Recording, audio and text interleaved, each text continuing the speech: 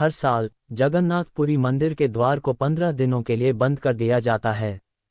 इन 15 दिनों में भगवान की सेवा की जाती है ताकि वे जल्दी से ठीक हो जाएं और उनका पूर्ण रूप से उपचार हो सके।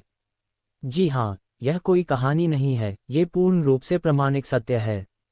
अष्ट मास की पूर्णिमा को जब गर्मी की अधिकता होती है तो उस दिन देव प्रतिमाओं को 108 घड़े के जल से स्नान कराया जाता है। इस स्नान के बाद तीनों देवता यानी कि भगवान जगन्नाथ, उनके भाई बलभद्र और बहन सुभद्रा बीमार पड़ जाते हैं और फिर वे एकांतवास में चले जाते हैं। एकांतवास की इस प्रक्रिया को पुरी में अनासरा कहते हैं। अष्ट मास की पूर्णिमा से भगवान श्री जगन्नाथ आज भी रोगी हो जाते हैं। इस दिन से अगले 15 दिनों तक जगन्नाथ भगवान बीमार रहते हैं। 15 दिन के लिए मंदिर के द्वार बंद कर दिए जाते हैं और उनकी रसोई भी बंद कर दी जाती है। इन 15 दिनों तक जगन्नाथ भगवान को अलग अलग प्रकार के काढ़े का भोग लगाया जाता है। 15 दिन बाद जब वे पूरी तरह से ठीक हो जाते हैं तो उस दिन जगन्नाथ रथ यात्रा होती है, जिसके दर्शन हेतु असंख्य भक्त उमड़ते हैं। जगन्नाथ भगवान के प्रत्येक वर्ष बीमार होने से जुड़ी कथा इस प्रकार है। ओडिशा प्रांत में जगन्नाथपुरी में एक भक्त माधव दास जी अकेले रहते थे। संसार से उनका कोई लेना देना नहीं था। वे अकेले बैठे भजन किया करते थे और नित्य प्रति श्री जगन्नाथ प्रभु के दर्शन करते थे। वे उन्हीं को अपना सखा मानते थे और प्रभु के साथ खेलते थे। प्रभु उनके साथ अनेक प्रकार की लीलाएं किया करते थे। ऐसे ही भक्त माधव दास जी अपनी मस्ती में मग्न रहते थे। एक बार माधव दास जी को अतिसार अर्थात उल्टी दस्त का रोग हो गया। वे इतने दुर्बल हो गए कि उठ बैठ तक नहीं सकते थे।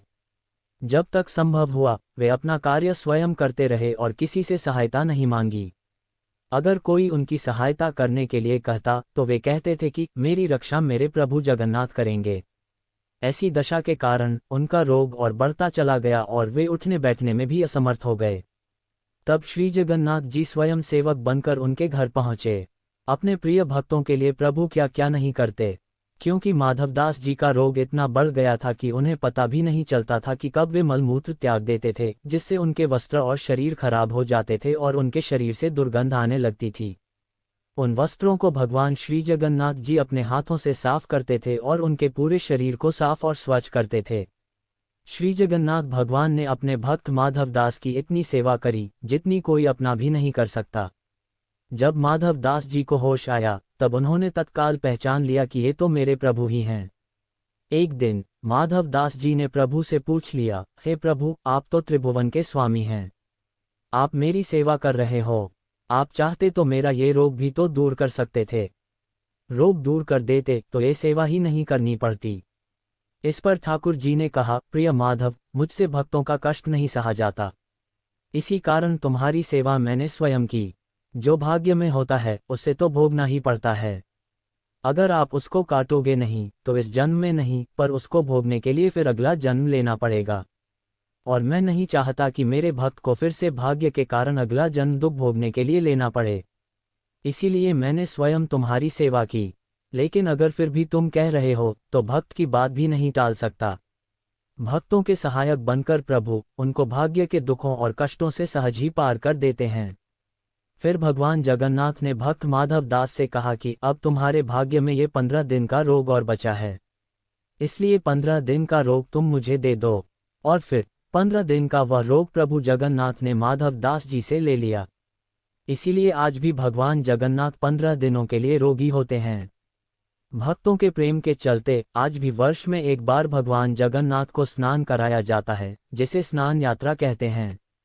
स्नान यात्रा करने के बाद हर साल 15 दिन के लिए भगवान जगन्नाथ आज भी बीमार पड़ते हैं और उन 15 दिनों के लिए मंदिर बंद कर दिया जाता है। कभी भी बंद न होने वाली भगवान जगन्नाथ की रसोई इन 15 दिनों के लिए बंद कर दी जाती है। इन 15 दिनों में भगवान को 5 भोग नहीं खिलाया जाता, उसकी जगह भगवान को काढ़ों का भोग लगाया जाता है। इस दौरान भगवान को आयुर्वेदिक जड़ी बूटियों का भी भोग चढ़ाया जाता है। जगन्नाथ धाम मंदिर में तो भगवान की बीमारी की जांच करने के लिए हर दिन वैद्य भी आते हैं। काढ़े के अलावा भगवान जगन्नाथ को फलों का रस भी दिया जाता है। वहीं रोज शीतल लेप भी लगाया जाता है। बीमारी के दौरान उन्हें फलों का रस, छेना का भोग लगाया जाता है और रात में सोने से पहले मीठा दूध अर्पित किया जाता है।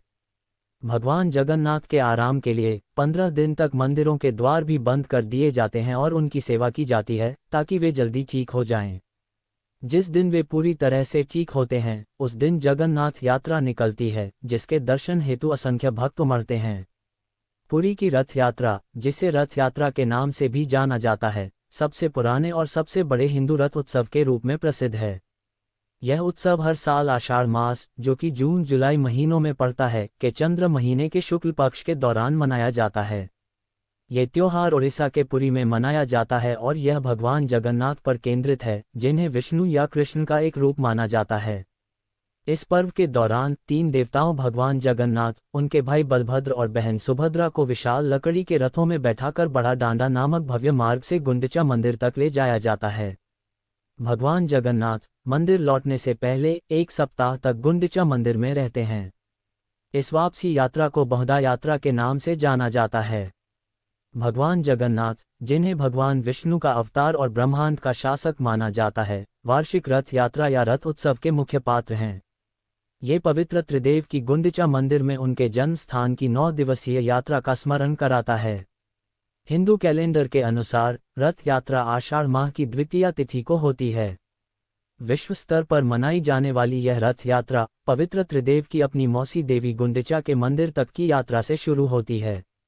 रथ यात्रा शुरू होने से पहले हर साल 3 नए रथ बनाए जाते हैं, जिनमें से प्रत्येक को स्थानीय कलाकारों द्वारा अद्वितीय तरीके से बनाया और सजाया जाता है।